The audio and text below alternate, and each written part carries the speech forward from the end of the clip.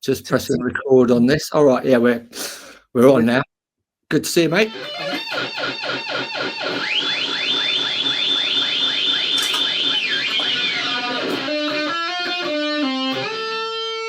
Give me that phone.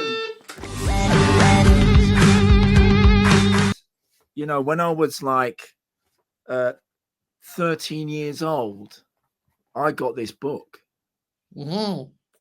And you're in it. Yeah, I remember. So I remember like reading about you then, and you must have just picked up on my, telepathic vibes. I think that was it. So it probably started off then in 1979, I think, sometime around then. In that book you've got there's it's by Caroline Coon, isn't it? Yeah, it's a great book. And she's got a picture of a couple of pictures of me, but then there's a picture of the guitarist Brian, and he's with Sue Catwoman, and it says Andy and Sue Catwoman, and that's always bugged me about that book. So it's got the wrong name there. Oh, damn it! Yeah, I get you. Yeah, I hate that kind of thing. It does get a bit annoying, but it can get annoying. I don't think it was her fault because she knew. I think she knew who I was. Yeah, fingerprinting. Yeah. So, what is that? Is that your? We might as well start there. Is that your intro into punk rock and what you do now? Oh God! I mean, my intro into punk rock was my brother, I guess, because he was reading, all the, the papers like Sounds, Melody Maker, NME, and so flicking through his stuff, I would kind of just see these new photographs and headlines, which really kind of, intrigued me. I mean, I was 9, 10, really young. I was a big music fan, but then reading about this thing that's going up, and when you're that age, you hear about this band that's just swearing all the time, so that kind of that's a hook. And then living in Manchester, we had that So It Goes program. I remember that well. Yeah. I used to watch that regularly. Yeah, that was great. That was a good introduction into it. But also, it was just that the right age, because I got my first guitar on my 11th birthday. And, I mean, my brother was introducing me to stuff like, So how old were you when that all kicked off then in 1977, 11-ish? Well, yeah, I mean, we first heard about sort of the Sex Pistols, I guess, in 76, because of that So It Goes. Right. I was 10 then. Right. And then, when I moved up to Mid Chatterton Grammar School, so I would have been 11 then, and the punk scene was really kicking off, and we was like hearing more and more about it and buying the records, getting on the bike, cycling into Oldham, lots of good record shops, and buying all the singles. Yeah, I hung around Manchester quite a lot because my dad, when my parents divorced, my dad moved to Manchester to be a headmaster of a school for maladjusted kids in a place called Tottington. Do you know Tottington? No, my geography of Manchester is useless. Near Bury. I know Bury. And so I used to go and visit him, with my family quite a lot at weekends and that kind of thing. And so I got to know Manchester quite well. And then that's why we chose Manchester for our first gig, which was a stupid idea because we didn't know anybody in Manchester. So I like Manchester, and the record shops there were great. I used to always kind of go around Piccadilly and check out the different, and there's good alternative magazines. There was a magazine called Penetration. Do you remember that? Yeah, well, I mean, this was obviously I wasn't buying those then. You were a bit too young. Penetration sounds rude, but it was just the music. Well, they were on what song? So we saw them anyway. Well, but it wasn't about the band. It was before the band. Even. It was before the band. There was just an old magazine that was called Penetration, and they always used to feature cool bands, and they had the Pistols really early on. Yeah. Well, I used to go into Manchester. My mum used to take me in. I mean, I probably would go with my friends occasionally, but I used to go into Manchester, and there was a stir going on there. There was a lot of student activity. There was like demonstrations and marches all over the place. But there was also, when we'd go to the cinema, we'd walk past all the music shops, you know. So we'd see all the guitars in the window, you know, and at the age of 10, I remember like seeing all these guitars and just like looking at them. I want one of them. Yeah.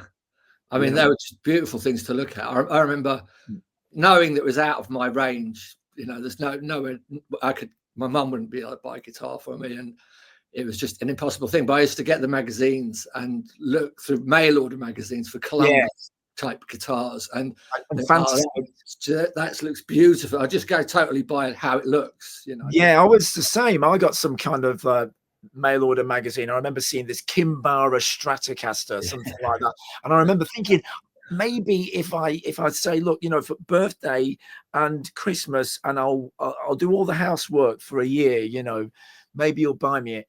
I would have done anything. In the end, we resorted to taking the matter into our own hands and robbed a guitar shop, and that's how we started Eater, which is the only way. It was the only way we were going to do it. I can never understand how you could have got away with that. I think I got nicked trying to get a plectrum out of it. We planned it quite meticulously. We staked out the shop for a week beforehand. It was in the autumn, so it got dark quickly. So after school, when we figured out the routine, the manager would go to the back of the shop. Yeah. About 5 o'clock to get his coat, and that was the chance to fucking pounce and leg it. And we worked out this alleyway route and these like alleyways. Well, we had my brother. He had a flat in Oldham, and I agreed to paint his entire flat if he paid me enough money to get a guitar. But I got a guitar on my 11th birthday anyway. I got like this little K thing from Woolies, and my dad got me a 5-watt amp, and I just used to turn it up full. I thought I sounded great. Yeah.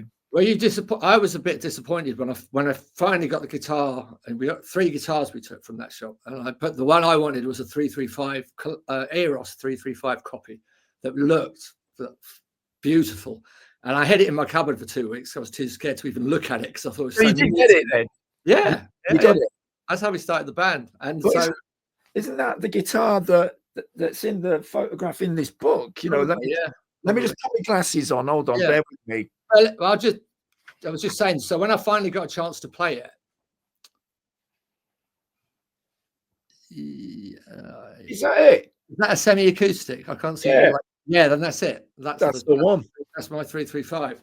Did you play guitar on the first album? Well, I played guitar to begin with Eater, and then I decided I wanted to focus just on singing. So a lot of the lead, I played like some manky little lead parts that I'd made up. They went from the band when I went on vocals, and Brian was a bit too rudimentary to kind of incorporate all of that. So I put some overdubs on the album after it was way after it was recorded, like right. And that's become Ant now, which has been released, which is like how the album could have sounded. But anyway, I was saying I was a bit disappointed when I finally thought, okay, I could take my guitar out and claim it as mine. And I gave my mum some bollocks excuse about a Japanese boy at school, and Japanese all rich, and he said, "Here, you can buy a guitar," and she fell for that. Anyway, she fell for it. But then when I started playing it, it just sounded fucking terrible, you know. And it helps if it's in tune. It helps if it's in tune. It helps if you've got a good amp and you know how to good sound. But I mean, I was expecting something great from the beginning, and it was disappointing. I remember, I think my brother, because my brother, he was like my hero. He was 10 years older than me, and he played guitar. So I used to just watch him, and he was playing like stuff like, you know, Jumping Jack Flash and that. And I'd see him watching like bar chords. And I thought, how old was he? That? Well, he's 10 years older than me. So, you know, obviously, at the time he would have been 20, 21 and something like that, you know. So he kind of went through the whole, you know, late 60s hippie era, you know, big fan of like Pink Floyd, Atomic Rooster, you know, Jimi Hendrix. So he was massively into that. I remember like watching TV and seeing Jimi Hendrix, and it scared the life out of me. You know, I've been about 3 or something like that. And it just scared the life out of me. I was running behind the sofa. But then he went out into Manchester and he bought some bootleg album live at Woodstock, playing it all day. He's like, wow, this is brilliant, you know. And, you know, so I grew up with like the sound of you know, Hendrix and Lynyrd Skynyrd, and I just kind of like, you know, he could kind of do a bit of that. So I was trying to get some of that from him, you know. And we'd sit down and jam. I got a guitar for my birthday. I got another one for Christmas. I was quite lucky. My parents were really generous. They were great, you know. But I did do a lot of housework. Yeah, well, you got this. I would have done that. Never saw a cleaner carpet. Yeah, you got it. Did he teach you basically how to play? I just watched him. He didn't really teach me. I watched him. He didn't show me where to put my fingers. I just kind of watched. He gave me this, you know, a tuning fork. Right. So I'll listen to that and I'll tune the guitar really, you know, slowly, you know, but very carefully, trying to get everything in tune. Mm.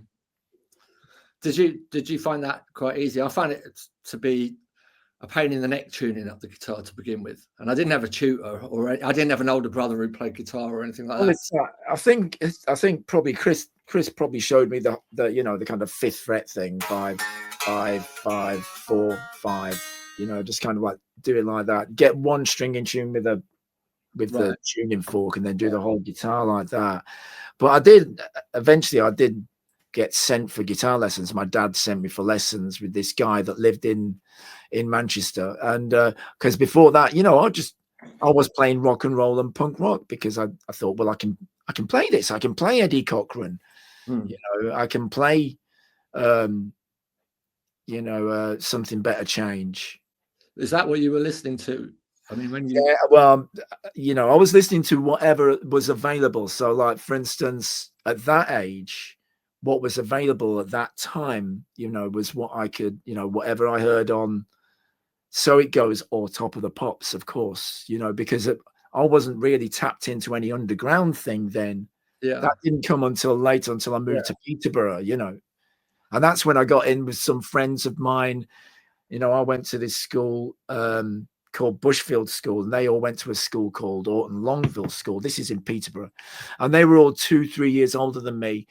And I was into punk, they were into punk. So we came together, you know, and I had a good collection of, you know, the stuff that you Sex Pistols, Clash, Damned, Susie and the Banshees, Buzzcocks, The Jam. And they had like the obscure stuff. So that's when I first heard Eater and alternative TV and loads of obscure bands, which was great. What was the first record you actually bought with your own money? Well, if I tell you, you won't believe me. You'll just say I'm fantasizing, you know. But it's true. Ape Man. Ape Man. The Kinks. All right. That's great. I bought it when it came out because my dad had a second-hand shop, and I used to, like 5 years old, I used to like just go. He used to sort of look after me in the shop, and then I heard the song on the radio, and he gave me 50 pence to go down 3 shops away and buy this single. Right. Yeah, we already had Lola. You heard it on the radio, I take it. Yeah, and you liked it. Yeah. Great track. My first record that I got my mum to buy for me was when I was about 11 as well. I guess 10 or 11 was Rockin' Robin by Michael Jackson. Right. And the only reason for that is that I liked birds. I was a bit of an ornithologist as a kid, and that's nice. And it's not a bad track actually. It's not a That's really nice. Yeah, I mean, we had Lola before. I mean, there was constantly music playing in the house. The Kinks were a lot more hardcore than Michael Jackson, I think. I mean, I would like to say my first record was Lola or something. Well, my very soon next record was School's Out, and then that changed. That's a goodie. Yeah, my brother got that. Yeah. I mean, I got massively into the Beatles in a big way, you know. I ended up kind of like getting everything. So are you more of a Beatles than a Stones man? Both, because my brother was heavily into the Beatles, so he was saying, you know, he was like coming home with the Help album and the Red album and, you know, the Blue album and you know, the compilation albums that came out in 1973. And that building looking down. Yeah, and my mum was massively into the Stones. You know, she'd do the housework and stack up like about 5 Stones albums on the old turntable. You know, 5 of these like vinyls, and you can imagine them all slapping down on each other. By the time you get to the fifth one, you know, it's kind of like, ooh, you heard about the Midnight Rambler. You couldn't have too many on there, could you? You had to be a bit careful. I think 5 was the limit. Were they encouraging your parents when you decided you wanted to play in a band? Yeah, my mum especially, but my dad was pretty cool. Yeah, I mean, my dad was quite strict, you know, coming from Manchester, ex-forces. Right. But, you know, he still encouraged me. I mean, he bought me the first amp, you know, and then he bought me a speaker cab later on when I was about 14 and I brought a valve amp head. He bought me the speaker cab, you know. Hold on, Andy, we've got a visitor here. I just want to introduce you to my friend. This is my friend Spike. He's my drummer friend. He lives in Peterborough as well, and he's I've played with him quite a lot. This is Andy Blade of Evita. He's interviewed me. This is Spike. All right, Andy. All right, mate. How you doing? I've actually been watching a load of your interviews. Have you? Oh, good man. I have. Yeah, like they're good. I've been enjoying them. I like the one with Mark Laff. Yeah, he's a good lad, isn't he? And I like the one with... This is funny, getting a review now. Live. Yeah, John McKay. Well, I haven't seen the John McKay one yet. Really interested. The Bob, the guitarist from Generation X. Durwood.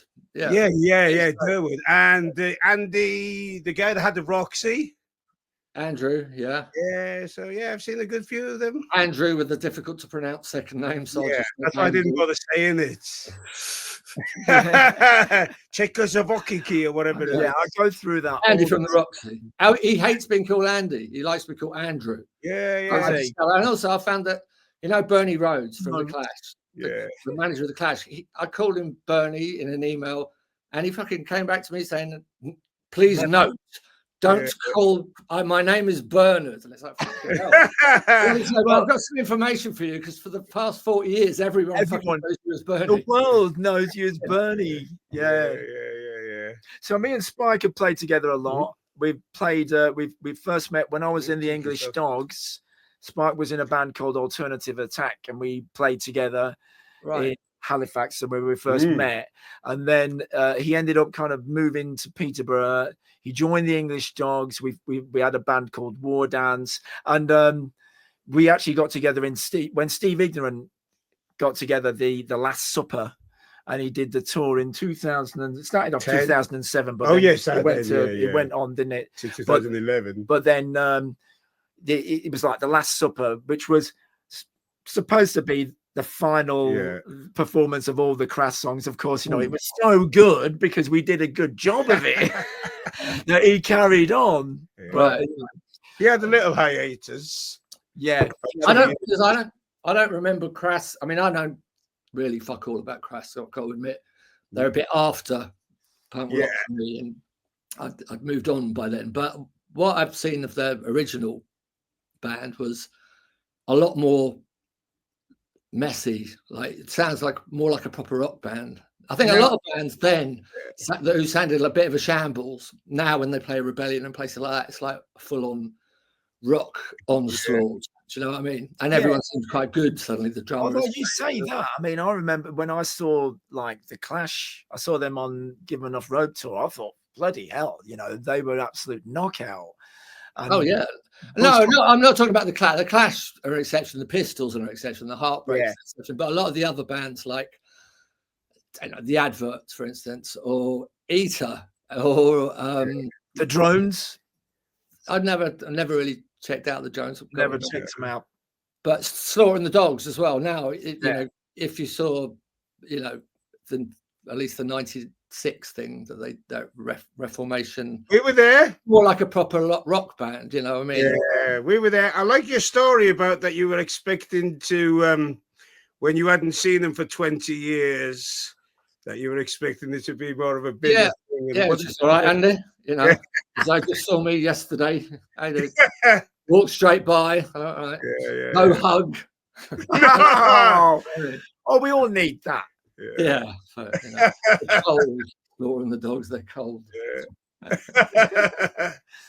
Well, you know, so you've got, I mean, you've got Spike you know, he's popped in as well to say hello. So I've only come to say hello. I'll let you get on with your interview, but I look forward. I tell you what, I look forward to watching this one now. Yeah, well, we're of course. But it's worth mentioning as well that Spike also played in Conflict, and you must have heard the recent news of Colin, which is, you know, quite devastating to the whole scene. How old was he? Colin. Well, do you know, I seen somewhere that it said he was 63, but I actually thought he was 65. Now, I know that's not much different. It seemed there's a lot of people dying quite young, aren't there? Yeah. Well, you know, I think as I put in my post, Andy, which about the only sort of succinct line, it was like, you know, there's some people you kind of can see it coming, but I would just sort of him as indestructible. You know, it's one of those that would, you know, even when they got knocked back or knocked down, they get back up again, and then you know, and it was sudden. You know, well, certain people you think are like that. I mean, when Steve Harley died, about a year ago or so, whenever it was like, well, that's not allowed. That's not actually. Alice Cooper died now. That's not allowed to happen. Oh no. But we've got a close friend of ours that worked with Steve Harley for years. You know, so and. Yeah, he was basically his kind of right-hand man, you know, and even he and you know, everybody that worked with him, they didn't see it. He had a year's work of a very busy schedule ahead of it, you know. That is, you know, so that's how quickly the illness, you know, came up on him. So mad. But listen, I'll let you get on. Nice to meet you, Andy. On that cheery note. Take care. That's me come in like the old pills in the Colin thing. Then no, it's nice to do that. So take care. Keep up the good work. Nice one. Cheers. Say hello to everyone down there. Cheers. I'm having a glass of wine whilst. Go for it. I've got a special guest too. It's John Lydon. He's popped in for a chat. John, come over. No, he's all in a huff because I told him off about his views on Gaza. Oh well, I've met John in San Francisco. We had a great night. You know, just went to see Public Image. Thought they were fantastic. He let me in the dressing room. There was just 3 people, me and a friend of his and him, and there must have been about 50 cans of Red Stripe. And I just thought, we don't stand a chance. We're not going to get through this lot, you know. But you know, I had a good time with him. He's got a great sense of humor. Yeah, well, you can't knock his achievements, but I mean, he does say some stupid things lately, got to say. But you know, he's allowed to. I mean, he's always been someone who provokes. You know. Yeah, come on, he's allowed to. Yeah. I must admit, the Palestine issue is a little bit personal. Yeah. There's been a lot of brutal killing, and he sort of shrugged it off as though, well, you know, fucking hell, we've got better weapons than you, which was a stupid comment. Yeah, so well, it's funny, you know, how little comments can. I don't really like it when pop stars, you know, my favorite pop stars would get political suddenly about something. No, I know what you're saying. It would divert me from, you know, from their imaginary world, and I didn't really need to know about Alice Cooper being a golf playing conservative, you know. No, I mean, I'm in an American band called Scream, and so when I'm with them, they tell me, you know, what's going on. I mean, I experienced it. I mean, when I used to go to the States, you know, back in, I don't know, 2007 or something like that. I've got some friends over there. Got a great friend called Evan. Go and visit him pretty often, you know, and I just used to go around in LA and San Francisco and, you know, just have a good time.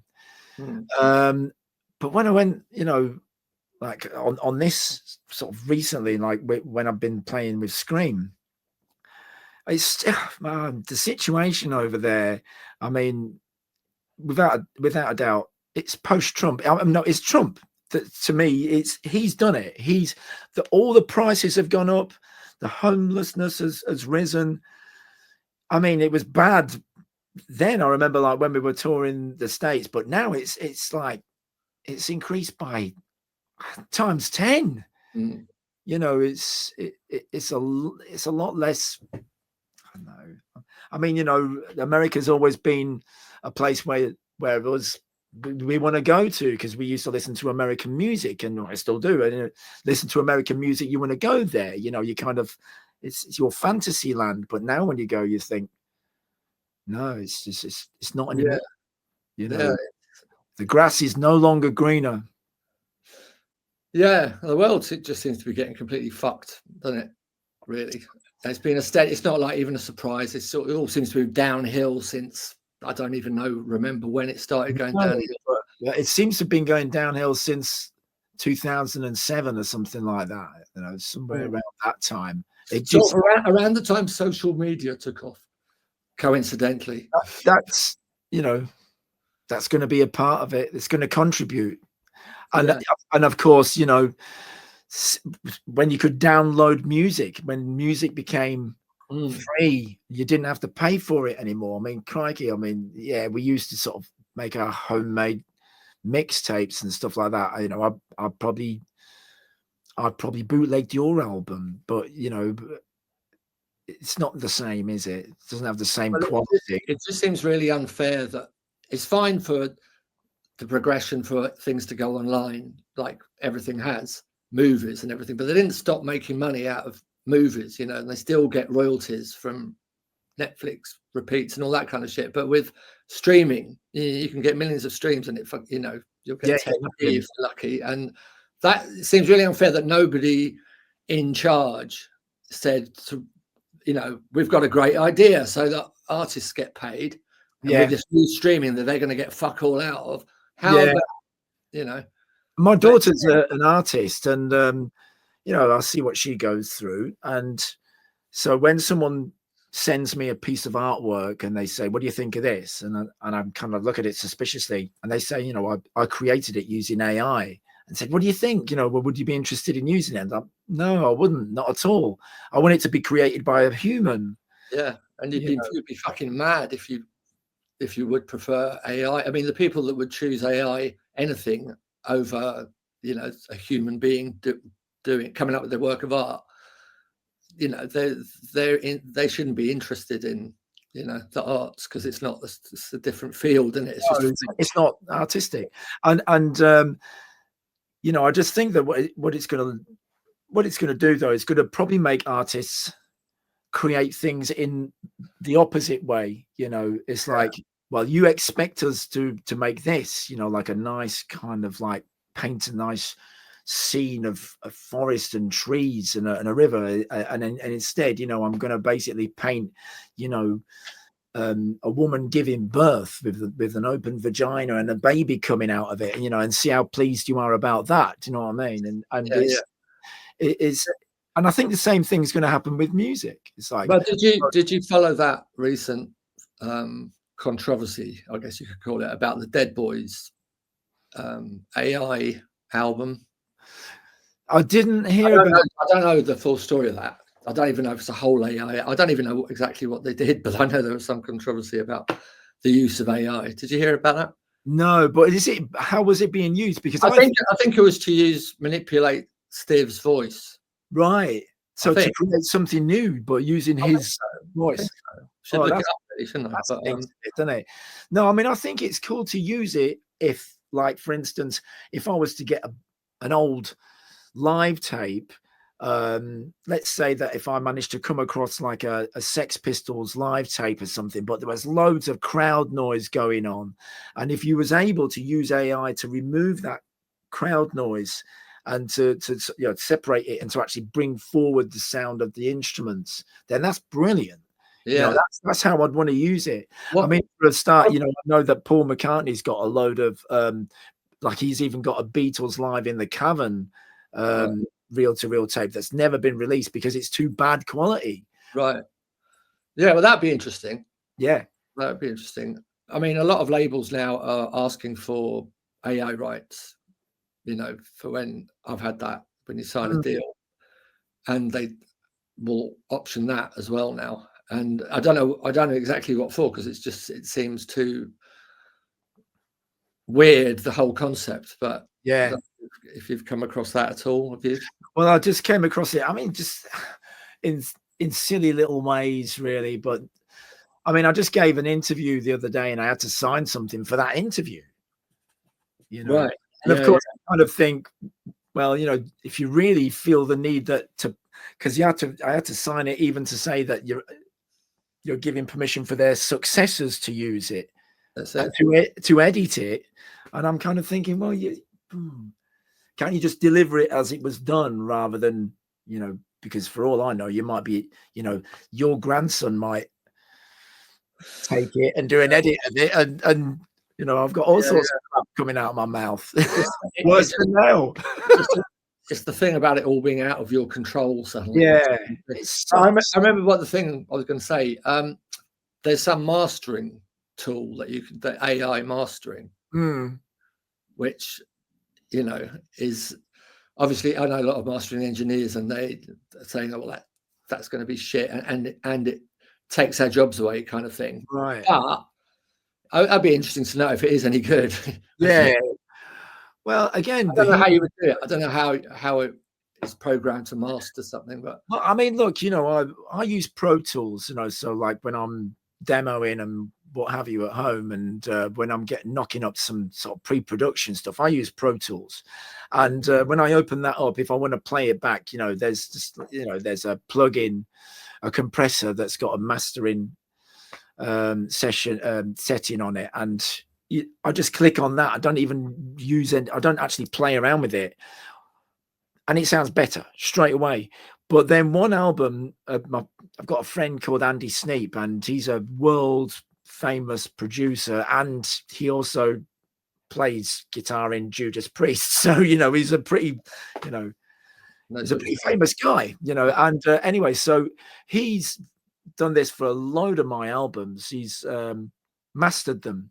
And when he masters them, he might put them through whatever device that he's kind of like working with at that time, some analog piece of equipment that he's picked up, and he'll put it through there, and he'll spend hours on it, you know, tweaking it, you know, just seeing what can I do, checking this envelope there, just checking that limit there, you know, how can it, and everything that he does is always, it's got higher quality, you know, it's got a texture to it.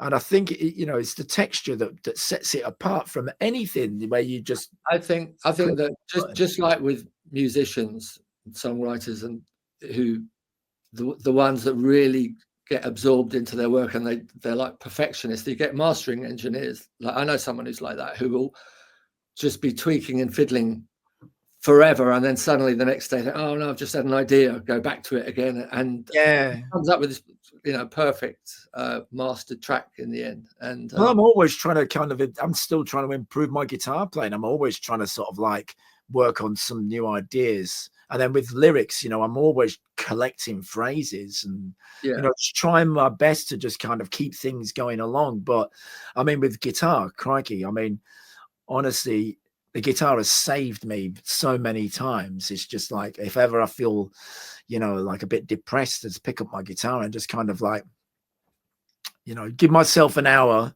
spend some time on me, and just like coming up with something, and I just immediately feel better, you know. Yeah, I feel like I've got to be working on something. Yeah, I'm working on an album at the moment. So I'm working on like what's going to be the next Janus Stark album. I'm working on that, and I'm putting a lot into that thing. You know, like for instance, instead of using, I mean, this thing over here is called a Kemper, which is like, you know, one of the sort of like modern amps where, you know, it's you know, you kind of like take this box around with you, and it's got like inside it, you know, like 1,000 amplifiers that have all been, you know, kind of sampled. But no, I'm using real amps. I'm using like, you know, real valve amps, real speaker cabs, real microphones, spending the time, you know, working with the dynamics with the actual amp and the speaker, because, you know, the way how they react to your playing is different. And although it can take a lot longer, but, you know, what you get is unique. Yeah. Durwood, I've been working a lot with Durwood. I've got an album that's coming out soon that we've recorded over the last year. And the sound he gets, he's got a really earthy kind of, no frills, but there's a certain kind of malevolence to it. It's like a wild beast sort of quality that's almost scary the way it comes in. and he experiments with some weird shit, like he put a lap steel through a Marshall, right? And it had this. He said it was just really difficult to control, but once you've kind of mastered it, you kind of can wrestle with it, and it comes out as this kind of crazy, you know, fucking totally. Well, I mean, we all, if you want to learn, if you're willing to learn, you can still keep learning. Like, for instance, I learned I mean, why has it taken me up to this age to learn this trick? But, you know, because I normally work with distortion and, you know, overdriven guitar sounds. Now, that's my thing, you know, ever since hearing, I don't know, Revolution. You know, I've always worked with this distorted guitar sounds. But on the new album, there will be a couple of tracks where I'm going to be using some clean sounds. So I wanted a really great clean sound. So I did a bit of digging. How do you get the best clean sound? And, you know, what do you do? And get some ideas from this and that. And then I came across this thing where these guys suggested, get your valve amp, put it clean, but just on that breakup point where it's just, you know, it's just getting dirty. It's just breaking up. And then, you know, using a pedal, but the pedal is actually kind of like a booster. And what you're doing is you're putting a louder sound into the front, into the input of the amp, and then, you know, you're making it like overdriven, but then you turn it down on your guitar. So you use your guitar to contain, to limit to tame the beast. Right. Yeah. But the sound that gets is like nothing else, you know, because it sounds prickly. Yeah, I know. And it's very sensitive. It's like what you're saying. It's like it's about to kick off. Yeah, that's a kick off. Who would you say your favorite guitarist? You must have a favorite. Yeah, I mean, it changes now and again. I mean, I like Randy Rhoads. You know, he's the guy that played with Ozzy Osbourne on these two albums, Diary of a Madman and Blizzard of Oz, because he had an attitude and you know, there's something in him which is just a great style. I really like it. I like Eddie Van Halen. I think that Eddie Van Halen, he always sounds like he's 18 years old. You know, he just has that youth in his playing. Yeah, you know, especially the Dave Lee Roth era Van Halen albums. But of course, I like Steve Jones. I mean, who wouldn't? And the Ruts. Great guitar player. The thing about Steve Jones is that not so much he's the greatest guitarist as you normally think of it, but it's the sound, isn't it? He sort of invented that sound, and that it's the way we would go into sections. So, for instance, he'd be chugging away, and that was enough, you know. And then you'd hear him just do this slide down the neck into the next riff, and you just. The energy again, it sounds like he's 18 years old all the time. Well, at the time, he wasn't far off. But I mean, it's just such a great sound. I wanted to kind of get something similar to that sound on the new Janus Stark album, but I went into a studio with a Fender Twin Reverb, and it sounded like shit, you know. And I think that one of the reasons why is I think that when he went into the studio, they probably stuck the amp into some kind of like isolating booth and cranked it up like full. Well, funny enough, I worked with Eater's producer was a guy called Dave Goodman, who was also the Sex Pistols' first sound man, and then produced. He produced what would become Nevermind the Bollocks, basically in a much rawer form. It's called Spunk, which I think was a much better title as well. And he, you know, would explain how it went down in various little dives they worked in, and they didn't have the luxury of like separate guitar booths most of the time. In a way, I prefer those raw. I think Dave captured something that was just happening, whereas I know what you're saying. I mean, like, is a killer sounding song, you know, which Dave Goodman produced that one, and that one did actually get released on, you know, a known one of the period Pistols tracks. So, you know, and that's got all the energy in it.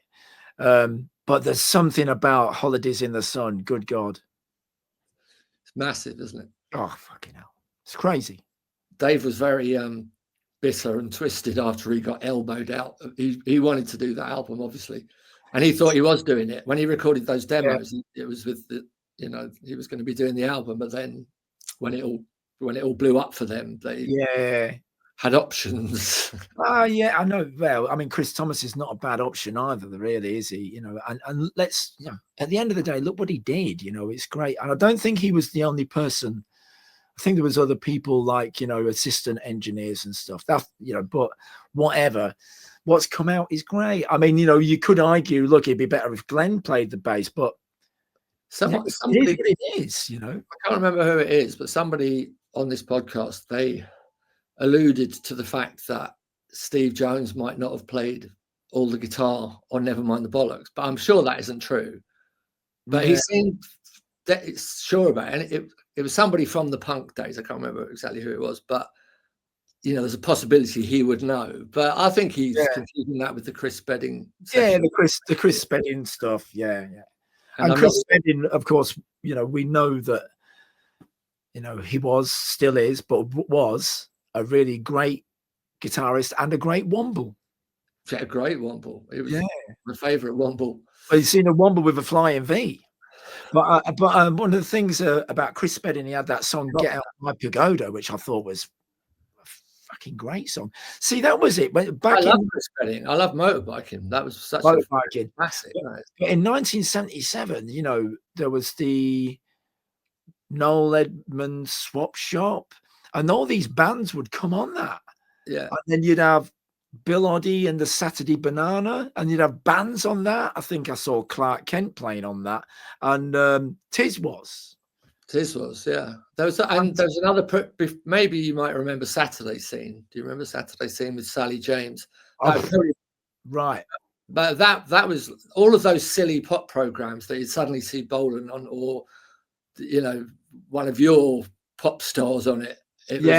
Otherwise, it's cheesy all the way until suddenly, and it was like that with Top of the Pops. You would see a load of stupid things and then Pans people, but then suddenly would be brilliant. And it was that mixture which made it great. And you'd have to listen when you listen to the top 30, top 40 on the radio on a Sunday night. You know, you'd have to listen to fucking Hot Chocolate and everything till it got to the song that you liked. You know? But it made it exciting. All my mates in my class, they were all listening to ABBA at the time, and although I can appreciate ABBA now, at the time it just used to drive me mad. You know, I always like the lonely Beatles, Rolling Stones fan, the only person into that in the class, and everyone else was into ABBA. You know, and it used to drive me mad. But ABBA were very big news. Yeah. I never understood the thing about ABBA. My sister liked ABBA. Well, I mean, no one even in those days. I mean, my brother, has, you know, he used to have David Bowie albums hanging around the house and Slade albums hanging around the house, and you know, there's so much great stuff coming through then. You know, T-Rex. Do you remember the T-Rex TV show? Yeah, of course. That was great. It was Mark's show, wasn't it? I think. Yeah. Whatever it was called. But yeah, Generation X were on that, and a couple of other punk bands. I'm sure the Jam were on it. I'm pretty sure the Jam were on it as well. Yeah, I've got some albums here. Right, let's take a look. Let's take a look. See if any of these spark any recollections with you. Have a close look at them. Our first one is the great Steve Harley. Steve Harley, Best Years of Our Lives, with his blonde Swedish girlfriend on the face. Something about those old album covers. I mean, who did that particular album cover? I remember because I used to when I on my way to school, there was a newsagent that sold albums as well. That was another thing. You used to go to the newsagents and there'd be records in there, that was great, you know. Yeah. I can't see it. I can't see it signed by, but it was mastered and engineered by Alan Parsons. Right. You know Alan Parsons? He was like a big sort of prog star producer. What's getting me at the moment is the cover, because it reminds me so much of like great album covers that were going around. And as I said, when we used to go to school, we used to pop in this newsagents. Do you remember that Roxy Music album cover that had the two ladies on the front that were in their underwear. Yeah, that is the first one, I think.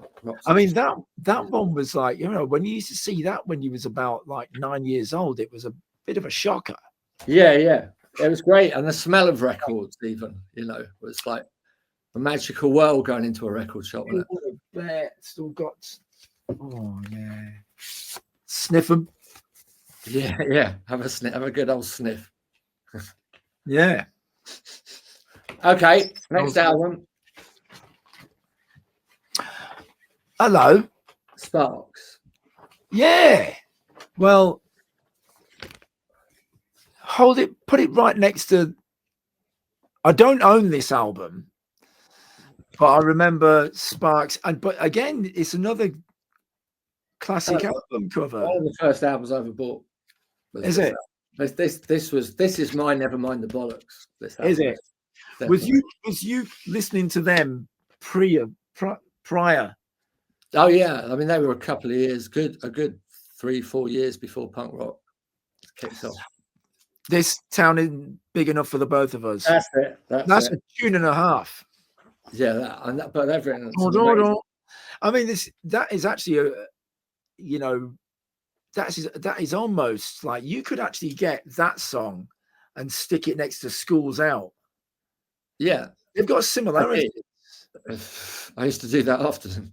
If you was a DJ, you could I see what you mean. The only problem was I found, right, this is a problem. If any DJ's listening, the problem with This Town Ain't Big Enough, right? I asked for that to be played as soon as Eater finished a set at the 100 Club a couple of years ago.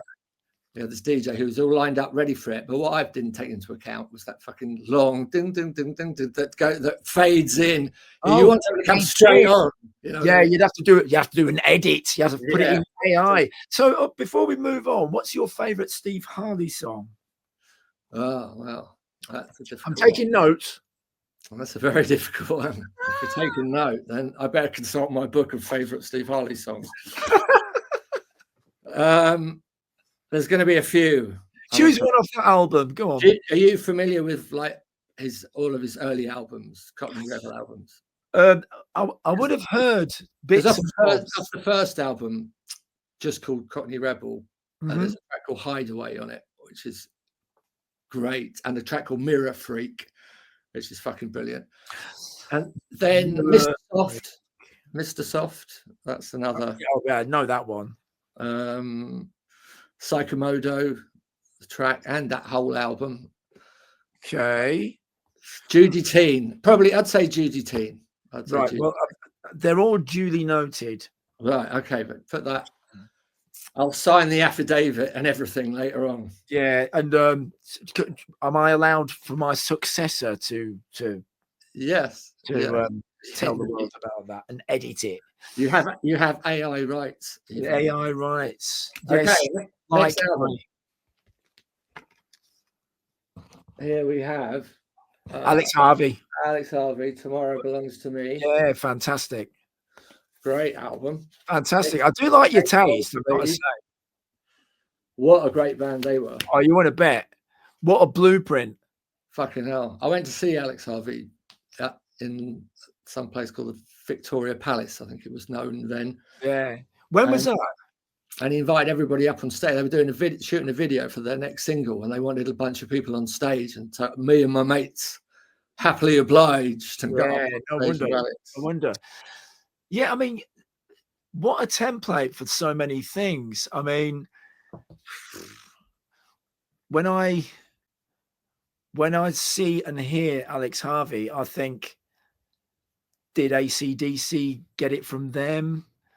Is there a bit of the ruts that came from Alex Harvey? You know, it's just a lot of bands. They were a template for so many things. And he was a great. Sal Clemenson was such a cool guitarist, such a great guitarist, but his wacky image was kind of cool. I thought some of the glam bands had images that were a bit silly, like the Sweet. Like Mud. Like what? Mud. Like Mud. Yeah. Oh, the Rubettes. But he was good. Yeah. Now hold on, wait a second, because my favorite let me just try and get my brain back into gear here. What's my favorite Alex Harvey track? Let me just kind of like have a little dig around. I'd have to say mine is not his song, but his cover of Next is amazing. And yeah, I know what you're saying. That's not mine, but I'm trying to think of what there's a track called Action Strasse on this album, which is really nice. Midnight Moses. Yeah, that's another good one. Brilliant. I mean, there's so many, aren't there? Faithful. I mean, I remember one time when I was with Steve. I was in a band called Love Amongst Ruin with Steve Hewitt out of Placebo. Still kind of in it, you know. I guess if it ever resurrects, I'm still in it, But we were in the bus traveling from one town to another, and on comes that Midnight Moses, and we both heard that, and we fucking hell, what is this? This is brilliant. We're both kind of like, we're really engaged, and we just thought we had to check out what's the name of the song, who is it by. And I'll tell you what, the greatest thing about Alex Harvey was that on stage he kind of acted out the songs, but he also acts out the songs in his singing. Yeah, it's so theatrical what he does. Well, like what I was saying, did Bon Scott, who came first? Was it Alex Harvey or Bon Scott? But I mean, AC/DC are like the pissed up Aussie version of Sensational Alex Harvey Band. Not that Alex wasn't pissed up himself, but you know what I mean. But you say that, but I mean, this one of the things that I do try and say to punks is, look, come on, take a leaf out of the like rockabillys. They kind of like appreciate musicianship. They're they don't put it down. I think we've always been, I think too many of us are still kind of like echoing Malcolm McLaren's sort of words, where we shouldn't. We should echo our own words. Yeah. We got into punk, well, I did, and I think you probably did as well, because there was no rules. And that's the number one thing. The number one rule is there is no rules. Mm-hmm. And so, my rule was always, well, it's all right for you to still be into the music, like music, I mean, I liked a lot of the bands that I used to like before punk. I still loved and I didn't think punk was a separate thing. I just thought punk was music, and that was all great as well. But then I found that there was a bit of snobbishness about, you don't really like Sparks, or you don't really like. I once said I liked one of the Bay City Rollers songs, and it's like, fucking hell. Yeah. And so I kept quiet about a few of the albums in my record. I had to do all this. I had to do exactly the same. And you can imagine, the Beatles. You don't like the Beatles. Yeah. And Genesis. But you feel like saying to them, have you ever heard? I mean, just the first Beatles album, Please Please Me. Just that intro, just 1, 2, 3, 4, boom, just the way how they smack into I Saw Her Standing There. It's just like full of life. I wonder, if the Beatles were still all with us, and if they were so inclined to play Rebellion, I wonder if they would do rock versions of everything as well. Yeah, right. Well, I mean, Paul McCartney rocks everything up now, doesn't he? Yeah, I think people just tend to do that, don't they? I tried my hardest not to do straightforward rock tracks for my solo stuff. I still like Steve Jones guitar sounds and that kind of thing, but I try to make it in the obvious kind of blam blam way, which I find it too easy to do that. I mean, I find it's fun with Eta doing that. I've got a young band that I've been working with as Eta for the last, and it's great fun to do that set. But there's no way forward with it. I know what it is, and it's fun to do. But the way I really want to do things is go against the grain. I don't know. I've always felt like wanting, and punk was like going against the grain to begin with. Yeah. But now in the music scene as it is now, it's very regimented and very kind of strict rules. I just think that you have to be wary of certain things. That's what I think. I mean, it's like, be wary of having that bombastic kind of drum sound that sounds like like a new metal band or something. Just be wary of that. You know, they do sound like metal bands. A lot of them just sound to me just it's the bloody drum sound that does it, I think. But and again, the other thing is these are great things to do demos with, these things, but be wary of them. You know, so if you start sort of using them for everything, what does that cost you? I think that I'm trying to remember. I think that cost me something like £1,500 or something like that. I think. Right. Whereas the Marshall, I got a Marshall because I've got a deal with. I'm a Marshall endorsee, but I don't get it for free. But I get it for a really price. You know, and I'm sure that my Marshall cost me like half the price of if you got it new, but which I was really pleased about. Right. But to me, it's just like using the real stuff. Like maybe for you, if you was recording, the answer might be take a Vox AC30 into the room and turn it up full and mic that up. Yeah, use that. It's become so easy to use the presets. I mean, when the first time I went into a studio, we were just told to just plug into these amps. Don't bother bringing your own. Plug into these ones that we've already got. And I mean, I didn't have a clue then. So I just plugged in and just put my fuzz box in. And that was enough. I was ready to go. But you had some vague idea of the sound that you wanted in your head, or I did. Well, I had the sound in my head, but I didn't really know how to get it. Right. I mean, that was our problem. The guitarist in Eta he really had no idea, and he'd never really used proper amps or even an amp. We used to plug our guitars into the record player system, and so we were at the mercy of whoever was doing the sound. And kind of like nowadays when because I have like a lot of people younger than me getting in touch and asking me sort of advice, what amp do you think, or what do you think I should get? And I'll point to, you'll be amazed at like the bargains that you can find on eBay, and if you get this, it could work out. You get equipment that's fashionable, you can get ripped off. So like, for instance, there's you might go looking for an amp. There's a Marshall amp called the JCM 800, all right? So like it's very fashionable. But if you go looking for that on eBay, I mean, God, the prices are through the roof, Really? Whereas, but you can get another amp, which is. I had a JCM 800. It's a Marshall. I mean, I know a Marshall amp that you can get it for £350. It's absolutely fantastic. You can get them on eBay. Fantastic. This one, it just died on me one day. It would flicker on and off, sound would come off, and then it just suddenly stopped altogether. And so I took it back to Anderton's. Anderton's? Yeah.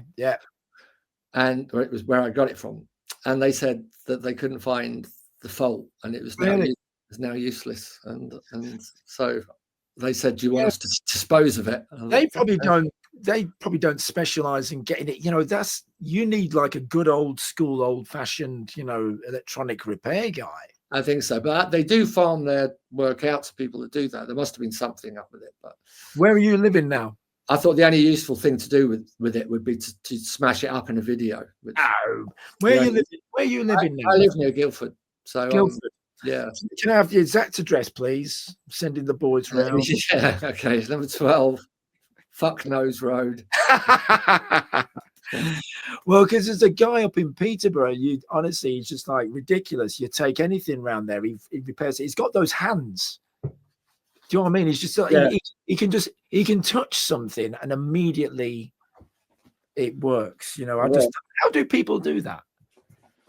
Right. Okay. On the albums, I'm gonna throw more vinyl. A different one in the mix here now. This might not be a band. I'll just explain. I didn't actually buy this album at the time, but I found this in the charity shop for quite cheap, and I liked one of their albums before, and it's a folk rock. Eli Span. Did they do Gaudete? They did. That was shit, but it wasn't shit, but that wasn't that bad. Actually, the album before that was. They did one album called Now We Are Sick. That song's actually quite kind of prog rock, isn't it? I mean, it's a nice enough song, but that's not typical of what they what they did. God I take, Christos, Spartos, ex Maria, Virgin Lady, they go, they. They're not the right words, by the way, but by what I remember. Sounded right. God I take, Christos, Spartos, ex Maria, Virgin Lady, they. I'm very impressed. I'm very impressed. You know the lyrics as well. I'm impressed that they could write with those jerky time signatures. Well, they did all kind of medieval music. Medieval? Yeah, but what they do, they'd have like medieval folk songs that they would then have. Medieval? What era is medieval? Is it somewhere between Daubard and haven't you heard of medieval? You've not heard of the medieval punk scene? Medieval. That's where it all started. That's where the Pistols got it sounds like steampunk to me. That does. So kind of like even earlier. All right, changing genre a little bit. Changing genre. Are you into reggae? Well, yeah. Bring it on. Classic album, 2/7's Clash. Great. Come on. I'm not a mad reggae. In Scream, we play reggae in Scream, and when you're in it, it feels fantastic. When you're actually doing it and you're playing it and you're on stage and you're doing it and you're inside that sound. Yeah. And I stand right next to Enoch, the bass player, and it's fantastic. I love it. They say that it's often said that Don Letts, who was the DJ down at the Roxy Club during the punk days, it's often said that he turned punks onto reggae and rastas onto punk. But actually, I think it's just punks onto reggae, because I've still never met a rasta that's into punk rock. Yeah, but what about the band Bad Brains? Well, yeah, I mean that was. I mean, that's about the only black punk band that I can think of. I mean, they really. Oh wow! I mean, because amazing musicians that could play the greatest hardcore punk, because kind of the term that they, the American punk scene is more often than not always used the term hardcore punk rather than just straight punk. It's hardcore punk. But Bad Brains, they also used to play this delicious reggae, which was just like ethereal, just like from another world. And then they'd fuse it with this like high-tech punk rock, which was played at breakneck speed with like expert like musicianship. And yeah, great.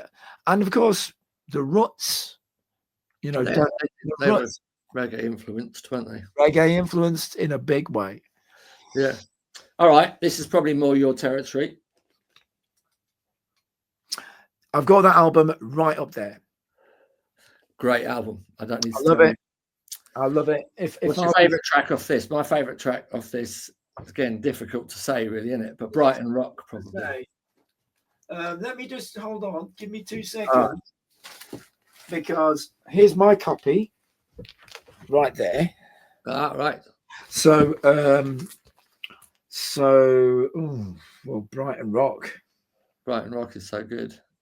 In the Lap of the Gods. In the Lap of the Gods is great. Well, I like Lily of the Valley as well. I think that's. Well, I'm going to have to go down the heavy metal route with Stone Cold Crazy. I love that. Stone Cold Crazy is great. I'll tell you the quirky track on that is Bring Back Leroy Brown, isn't it? It's kind of all banjo type music or ukulele.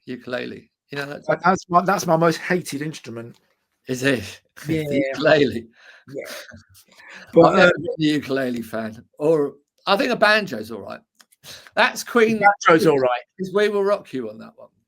Yes. All right. Oh, that's a great album. That is another beautiful album. But I think this one is probably my favourite. Aha, look, Snap. Snap. Yeah. That's what we should play. I should do a regular feature of Snap album Snap. Snap. Whoa, well done. And this is a great album. That Keep This Up Alive. What a fucking track. Liar. What a great track. Brilliant. I was a little bit annoyed that Seven Seas of Ride, the full thing, wasn't on this. No, I know. I know. But yeah, I was so pleased because this was one of those albums that I kind of, you know, I got hold of it along the way. You know, I didn't set out to get it. I picked it up along my travels, and then I ended up getting really heavily into it. You know, which is great when that happens. It was another pivotal album for me. I went to see Queen shortly after that was released at the Rainbow, and I was about 12 or something, and I went with my friend from school, and that was just that was my first gig, was Queen, and it was fucking so loud and scary, a bit scary. Yeah, so a bit different to my first gig, which was Showaddy Waddy. Ah, Showaddy Waddy. They're another Rubettes Mud type. Yeah, they'd just done Under the Moon of Love, and then they were touring it, and they played at this place in Manchester called Bellevue. I know that. I played there. Have you? Yeah.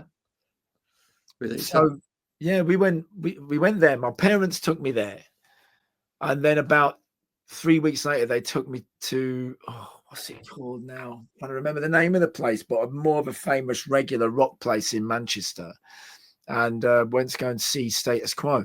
All right. What year was that? I would have been. But it's rocking all over the world, so it must have been 77, I guess, isn't it? I think so. I think that was later, rocking all over the world. Well, I was in Manchester, and I moved from Manchester in 78. So let's have a look. I would have said it was rocking all over the world, but I reckon that's later. 77. I liked Status Quo a lot of that, especially the early stuff. I mean, the Mystery song is a fucking brilliant. Yeah, no, hold on. There is one. There's one Status Quo song that I think has got a foot. Down Down is just such a fucking classic. Down Down's fantastic. But you know they were like the Ramones a bit, weren't they? For long-haired hippies. A cross between the Ramones and AC/DC, and I think, hold on, the live album. Let me just have a look. What's the name of the famous live album? I've got it there, but I can't be bothered looking for it. But I might have to if I can't find it here. Let's have a look. Is There a Better Way? That track, definitely got a foot in garage punk, right? Garage rock. It's just got more of a stomp. You know, it's just got that kind of stomping thing, which I like. You know, I saw those two, Rick Parfitt and Francis Rossi, used to live around here in Surrey, and I was shown the house that it used to belong to. He just sold it. Rick had just sold it. It used to belong to Rick Parfitt. Amazing mansion, you know, just incredible, with that huge old Victorian pond and a big walled garden and a massive, you know, annex to it, and it's all. I thought, fucking hell, rock stars really did all right in the 1970s. Back in the day, you know, it's but probably a pig to keep up. Can you imagine? Yeah, Brian Jones always had a problem with his pool, didn't he? Yeah, he always had a problem with that. Yeah, and that's why, you know, you got the guy to maintain. You're trying to get the leaves out. It's a fucking bummer. You got to reach in. You need a good net. Yeah. But, oh man, I mean, it's like I've got some friends. They've got some big old houses with lots of like acres of land, and it's just like it just seems to be a non-stop 24 hours a day job to maintain the thing. Yeah, definitely. And I kind of think to myself, well, if you know, I mean, look, I like to play the guitar. You know, I don't want to be a gardener. Well, I mean, I do like a bit of gardening, but I don't want to. Well, it seems like if you've got some money and there's a property that's just amazingly big and you can afford it, it seems like a great idea. I mean, I've done that. I bought a huge place in Wales. You could buy this in June the 90s. It was the Wild West. Anyway, but I didn't anticipate all the problems that are associated with having 40 acres and an old Victorian house that you made your bed, now lie in it. Yeah, I lasted 1 year in that bed before I came back south. Before you came back, you sold it on. Yeah, hope you got a profit. A little bit of a profit. It was. I did all right, but yeah, I was glad to fucking get out. I must admit, it was. You see, because it was turning you into a different person, you know. Because suddenly you've got to be chopping wood all the time, otherwise you get cold. And and those goats that you thought would be a fucking great idea to keep, that every day you got to fucking feed and bring them back in from the field, and milking. Even there was one goat we had to milk, and if you didn't, I don't know what happened if you didn't, but my wife explode. Yeah, I didn't want to know, so I was out there. A fridge full of fucking goat milk all goes off within about 4 days. You see, you know, how are you going to write a song with a lyric like career opportunities when you've got like milking a goat going round in your head? You have to think about these things. I mean, it's like, how are you going to write any decent lyrics when you're having the most? Well, actually, that's really what happened as well. You know, I really kind of, you know, I was nowhere near full on creative in that kind of situation, and I think that in a way you know, I don't. Are you married or not, or single? Or... I am. Yeah, I'm married. Yeah, I found that married to Tracy. We've been married for many a year. Right, because I found, and maybe it's just me, that domesticity curbs my kind of drive a little bit. Does it? Or it, you know, I felt that way. Maybe that's not so. I mean, I know lots of people that have been in relationships for a long time that are very busy. So maybe that's just me. I found it too, especially when you know, I've got a big house in the country, fucking house. So I turned the garage, or one of the sheds, a fucking massive thing, into a rehearsal studio. But the problem is that my band were all in London, and so it, you know, the great idea. I've got my own rehearsal studio, but the problem is the band of 4 and it was always like a problem. They'd get stuck on that fucking M4, or there'd be that fucking toll bridge. And I understood why Richie Manick jumped over the. Don't say that. No, I mean the different sort of setups. You know, when I was in the Prodigy, we only ever rehearsed once, and the only member of the Prodigy that attended the rehearsal was me. I can't explain that. Well, I could ask you about the Prodigy. So good.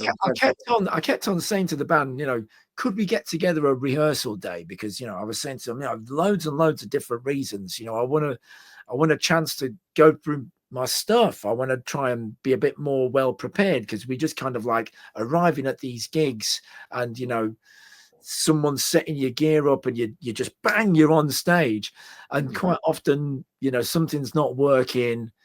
Some piece of equipment's faulty, or something's not right. You know, you just want a bit more time, or maybe, you know, I don't know, the track, the tuning's not completely, you know, in tune. You know, I have to do some kind of tweaking. Right. I mean, I had to use pitch shifters to sort of like make the guitar to be the exact same tuning as the track, you know. Right. Because that's how it worked. You know, you had this kind of track that was playing. I mean, if you listen to Breathe, if you listen to that song, when the intro comes in, track, by the way, it's a great track. And then when you hear that intro verse and chorus, and then when you hear the breakdown, you may notice your ear might prick up, because it, you know, it's suddenly the tuning's gone. Do you know what I mean? It's like it's in a different. It's not A equals 440 hertz anymore. It's more like A equals 337 hertz or something. Do you know what I mean? It's just like it's not in the same tuning. So, and if you want to sound in tune, then you have to use pitch shifters. What was Liam like to work with? What was Liam like to work with? Well, I mean, Liam was the key songwriter, and he knew what he wanted, but he explained to me, he said that he felt like the world was on his shoulders. He felt like there was a lot of responsibility that was on his shoulders. And you know, I mean, when we used to do sound checks, me and him used to go to the sound check. Before we had any drummer playing with the band, the only live musician with the band was me. And so he'd say, let's go and do a sound check. Because obviously he's doing some live stuff. He's playing some live, and he wants it to be right. And he wants to check his gear and make sure his gear's always going to work. So sometimes something would go wrong. And I was interested in that. So we would always go to the sound checks together. Right. Just me and him. But that time, me and him together was such valuable time, you know. For instance, there was one time when he turned around to me and said, who do you think should support us on the next tour? And I just said, oh, what about the Foo Fighters? And this was in, was it 97? I think it was. And so I said, yeah, what about the Foo Fighters? And, you know, he made a phone call there and then in the van. 10 minutes later, there was a phone call being returned. Yes, the Foo Fighters can do it. This is the power of this guy, you know. Yeah. I mean, I don't know him. I've never met him, but what I know of him, he seems to be very, very focused on what he does. And I imagine he's very, let's say, not dictatorial, but he knows what he wants from you. Is that right to say? Would you? Well, I mean, I just think that when I was first with them, it was great. The first year was great. Then he wanted to, you know, I mean, Kieran's a great guy. Love him to bits. He was the drummer that came in, but the dynamic just totally changed. I don't mean dynamic as in people. I mean the sound. Right. Is what was previously, it was literally just Liam, Leroy would, well, I mean, you'd get Maxim. He might do a song with Keith. So it'd be just Keith and Maxim. And then maybe Keith would go off and it might just be Maxim on his own. And then Leroy would come on and he'd kind of do a dance sort of thing. And then I'd come on with Maxim. So it might be just me and Maxim, and then Keith might join us. And then I might go off and then it might just be Maxim again. And then I might come on and it's me and Keith. So we might do Firestarter. And then the next one, Leroy would come on his own. So it was dynamic, constantly dynamic. Right. But as soon as Kieran came in, there was always drums going on everything. Absolutely everything. And it just changed the dynamic. And right. I just think from that moment on, I don't think you preferred working without a live drummer on that project. In that setup at that moment in time, the first year was the best year. Right. I'm surprised to hear that. I would have thought, I mean, I totally get what you're saying. I would have thought most musicians want to work with a live drummer. It's the dynamic that just made it wasn't as good, you know. Right.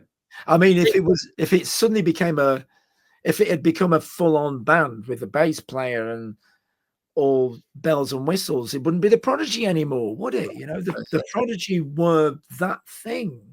I mean, it can't last forever. That when something is so happening that good, buzzing, it can't last forever. But I was really very sad to hear about Keith. It's one of those, like, a lot of people have died over the recent years, but he's one of the people that, you know, I didn't even know him, but I felt really sort of sad about that, especially the circumstances. And you know, he used to like riding pretty fast on a motorbike, and he used to say to us, you know, I'm going to be the person that decides. When I go, I'm going to decide. I'll be the person that decides it, you know. I'm not going to have someone deciding for me. And maybe that was his mindset, you know, from day one. Right. You know, if I feel like it's my time to not be around, then it's not. That's going to be. Did you ever get any hint of him being fatalistic like that? I mean, as far as, did you think he was the sort of person that would do something like that? Only when I used to hear stories about him, you know, riding his Honda Fireblade at, like, you know, 190 miles an hour, you know. That's like, wow, you know, what a speed.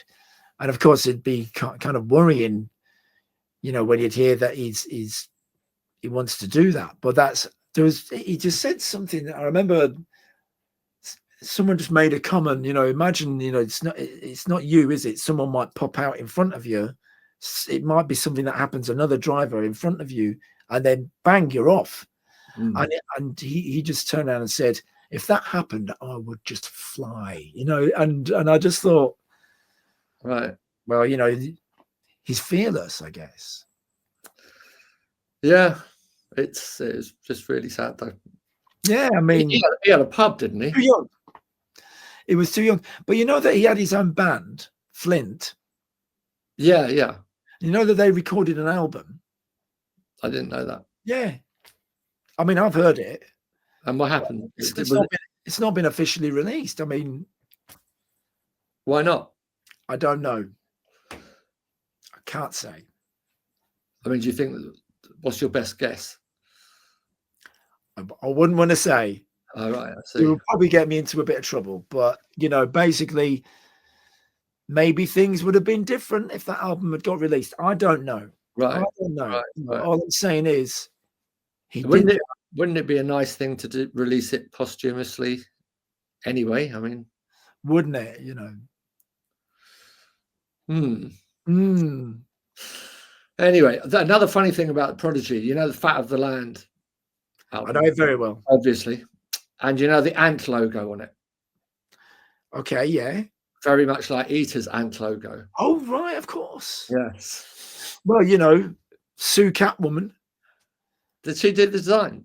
Oh, she had that. She had those double mummies. Oh right, I see. I see where you're coming from. When I was in touch, because there was a time when I was in touch with Sue, and I said it to her. You know, I said, you know, because you was the first person that I ever came across to have that double Mohican, and I was, you know, and she said, "Oh, I'm not like that now," you know. But yeah, I met her much later on after the punk thing, and during the 90s. In fact, she lived in a block of flats near a mate of mine, and yeah, she was quite the normal sort of parent. Yeah. But she always looked absolutely fantastic. I mean, and you know, she's there though, and there she is, and that was on the back of the book. Such a classic picture. That well, this book was a classic book, and it's a good read for a budding. Caroline wrote that quite early on, and so she the scene hadn't yet started transforming into what it later became. And so writing it very much. So this is happening right now, and it captures that moment. I think so as well. Yeah, and I think that everything in it is good. I didn't know that was she the girlfriend of Mick Jones or Paul Simonon. Paul Simonon. And did she even get involved with like a bit of management with the Clash as well at some point? She was she was quite in with them. We met all of this through her. I became friends with her before I met all the rest of the bands and those sort of people. And she introduced us to a lot of like the inside kind of clan, which was quite handy. Yeah, of course. One of the things that I connected with you back in those days was how young you was, because I was, you know, a young punk in a band, and I just thought, God, this guy's doing it, and he's young as well. There's another young guy, you know, and which I thought was great. Yeah, a lot of people have said that, and a lot of people were too young to come and see us at the time. Our main audience were too young, you know, because we were in all the little teeny magazines and Oh Boy and all that kind of thing, Jackie, and so that. The only time we ever played to our fan base, the real fan base, was the punk fan base was the disinterested, cooler than everybody else sort of. Oh yeah, you know. But the only time we played to people that were really up for it was at there was a magazine called Fab 208, and they used to sponsor big events. And one of the big bands at the time was a shitty pop band called Flint, and we did this matinee gig. We did this matinee gig with them, and that was fucking wild. That was Beatles for an afternoon. It was fucking great. It was good fun. Anyway, next album. We're talking it's a nice long chat. I like it when it's a nice, interesting long chat. We've got a few more things, and then I've got some questions I need to ask you, which are totally not related to music at all. Okay. But the album is a bit of a curveball, perhaps. Recognize this? I do recognize it. 10cc. 10cc. Yeah. Okay. What's on that one? This one hasn't got Mandy on it. That Mandy Fly Me is got to be one of the best songs ever. Yeah, I think Steve Jones said that the guitar solo in Mandy is. Did he rip it off? Right. I remember him saying in an early interview, he slagged up all bands except for that guitar solo out of 10cc. Yeah, I mean, I used to really like Good Morning Judge. Good Morning Judge is on this one. Is it? Things We Do for Love. The Things We Do for Love. They got a little bit MOR at times. Yeah, they did, but they had their moments. They had some classic sort of ingenious. Graham Goldman, what a songwriter. Yeah, and they had a studio in Manchester, didn't they? That's right, Strawberry. Yeah. And that's, you know, when they did, was it I'm Not in Love? You know, it's just a great when you see how they brought that together. But Graham Goldman, what a songwriter. Yes. Did he write The Shape of Things? I'm not sure. When's that from? Well, because he wrote a couple of songs that hold on, let's just take a quick look. But yeah, I don't think they get the credit these days that they should as being, you know, one of the finest sort of strange pop bands we've had. I'm just checking out some of the songs that he's written. I've got a reminder to send my old passport to that's just popped up. I've got to get a new passport. For Your Love, he wrote that one. Heart Full of Soul, that's the one. I'm thinking of the Yardbirds, you know. So. Oh right, so an older song, right? I see what you mean. Oh, yeah. I didn't know that. I thought he started with 10cc. I remember they were in a band called Hot Legs, and they had a song called Neanderthal Man. Neanderthal Man. Yeah, that's that right. Was a great song. Even that. The Dawn of Sludge Rock. Yeah, they were a really good band. I don't think they get the credit. It's a Neanderthal world. Okay. This is probably, I didn't buy this album from myself. I kind of came into this only. You bought it for someone else. I'm not. That sounds like I'm ashamed to hold it up. Yeah. I'm slightly ashamed to hold it. Yes, but it's such a nice gatefold sleeve. Please tell me the name of that Yes track with the fancy acoustic intro. I don't know.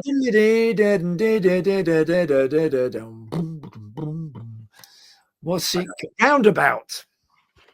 I don't know. I'm not familiar with any. I bought Tales from Topographic Oceans because the cover was so great, and I thought the music has got to be great because the sleeve was so great. But I took that back and swapped it for something else. What's your favorite David Bowie album cover? Cover. Yeah. Oh, sleeve. Right. Sleeve. Sorry. Yeah.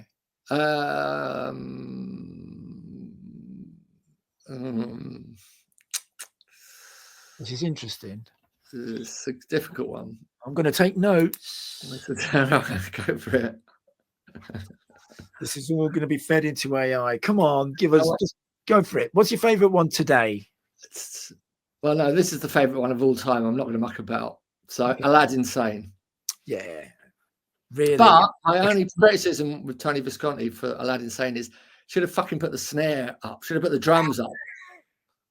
You know, he really should have. Especially Watch That Man. It's such a great track. And every time I hear it, I think, why is that snare drum not fucking louder? Yeah, well, hold on. I'm trying to think of my favorite track off Aladdin Sane. Driving Saturday. It's got to be. I think that's my favorite Bowie song. Full stop. Say again. Driving Saturday. Yeah, it's not that one. Prettiest Star is good. That's got Mark Bolan playing guitar on it, apparently. So I heard. Here we go. There it is.